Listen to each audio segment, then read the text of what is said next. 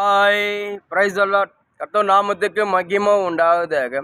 இன்றைய வேத வசனம் மார்க்கு சுவிசேஷம் 6ஆம் அதிகாரம் 20ஆம் வசனம் நமக்கு இப்படியாக சொல்லப்படுகிறது. அது என்னவென்றால், யோவான் நீதியும் பரிசுத்தம் உள்ளவன் என்று ஏரோது அறிந்து அவனுக்கு பயந்து அவனை பாதுகாத்து அவன் யோசனைப்படி அநேக காரியங்களை செய்து விருப்பத்தோடு அவன் சொல்லை கேட்டு வந்தான். அதாவது ஏரோது ராஜா பார்த்தீங்கன்னா யோவானுக்கு விரோதமாக எழும்புறாரு. யோவான் தீர்க்கதரிசி பார்த்தீங்கன்னா ஏரோது ராஜா சில பாவங்கள் மறைமுகமாக பாவம் செய்கிறாரு. அவரோட சொந்த சகோதர மனைவியை அவர் வச்சுக்கினார். இது யோவான் தீர்க்கதரிசி அதை வெளிப்படுத்துகிறார். ஏரோது ராஜாவை நீங்கள் செய்து தவறு இதுமாதிரி செய்யக்கூடாதுன்னு சொல்லி யோவான் ஏரோது சொல்லும் போது ஏரோது பயங்கரமாக கோவப்பட்டு யோவானை எப்படின்னா கொல்ல செய்யணும்னு சொல்லி அந்த ஏரோது ராஜா திட்டம் போகிறார். ஆனால் அந்த ஏரோது ராஜா யோவானை கொல்ல முடியல. யோவான் பார்த்தீங்கன்னா பரிசுத்தம் உள்ளவனாக இருக்கிறான், நீதி உள்ளவனாக இருக்கு, கர்த்தருக்கு உண்மையான புள்ளியாக இருக்கிறான். அவன் நம்ம ஒன்றுமே செய்ய முடியாது. அந்த ராஜா வெக்ஸா என்ன பண்ணுறாரு, யோவானத்துக்கு சிறையில் போகிறாரு. அதாவது ஒரு ராஜா பார்த்தீங்கன்னா அந்த ராஜா யாருன்னு அவர் நினச்சா என்ன வேணால் செய்ய முடியும். ஆனால் யோவான் ஒரு சாதாரண மனுஷன், ஆண்டோடைய பிள்ளை. அந்த ஏரோது ராஜாவில் அந்த யோவானோட ஒன்றுமே பண்ண முடியல. ஏன்னா கர்த்தருடைய கரம் யோவான் மேலே இருந்தது.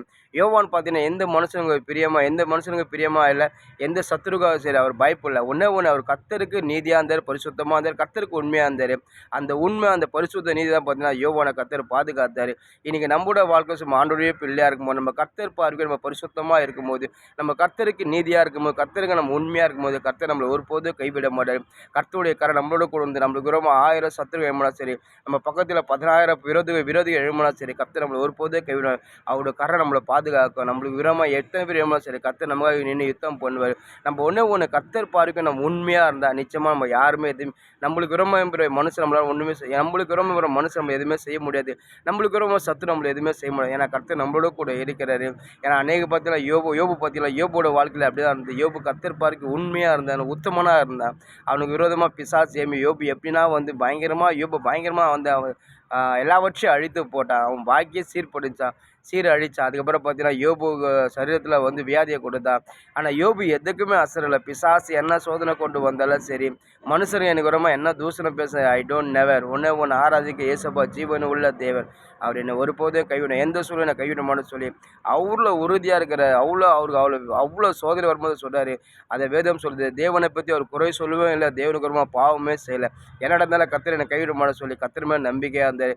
அதாவது யோபோட மனைவி கூட இவருக்கு வர துன்பத்தை பார்த்து இவருக்கு கூட சோதனை கண்டு அவங்க சொல்கிறாங்க, உங்ககிட்ட எல்லா செல்வமும் அழிஞ்சு போச்சு, பிள்ளைகள்லாம் இறந்து போயிட்டாங்க, உன் சரீரத்தில் எப்படியாப்பட்ட வியாதியை வந்துச்சு, நீ இன்னமும் உன் ஆண்டவரை நேசிக்கிற, எப்படியாப்பட்ட ஆண்டவர் நேசிக்கிற ஜீவனை விட சொல்லுவாங்க. மனைவியை அந்த கர்த்தரை தூஷித்தாங்க. ஆனால் யோபு கர்த்தரை தூஷிக்கவே இல்லை.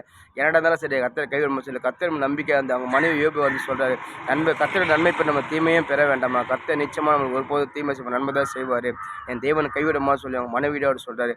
அந்த அந்த அந்த உத்தமம் அந்த வைரக்கத்தை பார்த்தா யோபை கர்த்தர் கைவிடவே இல்லைங்க. யோபு எதெல்லாம் எழுந்து போனாரோ அதெல்லாம் கர்த்தர் 4 மடங்கு கொடுத்தாரோ தலையை ஆசீர்வதிச்சார்.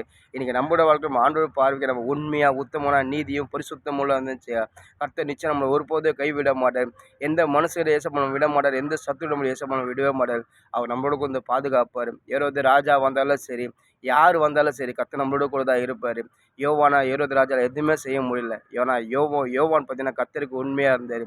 கர்த்தருடைய கரம் யோவான் கூட இருந்தது. நீங்கள் கர்த்தர் பார்வைக்கு, நீங்கள் மனுஷன் பார்வைக்கு நீங்கள் இப்படி இருக்காதீங்க, இல்லை மனுஷி பார்வைக்கு இப்படி இருக்காது. கர்த்தர் பார்வைக்கு கர்த்தர் நம்மளை பார்க்குறாரு, நம்மளை படைச்ச தேவன் நம்ம பார்க்குறாரு. அவருக்கு நம்ம உண்மையாக எல்லா காட்டிலும் அவருக்கு உண்மையாக இருக்கணும், எல்லா காட்டிலும் அவருக்கு நான் பரிசுத்தமாக இருக்கணும், கர்த்தருக்கு நீதியாக இருக்கணும், ஏசப்பாக்க எல்லாத்தையும் நான் பயந்து நடக்கணும்னு சொல்லி ஏசப்பாக்க நீங்கள் பயந்து நடங்க. கர்த்தர் நிச்சயமாக ஒருபோதும் கைவிட மாட்டார். ஆமீன்.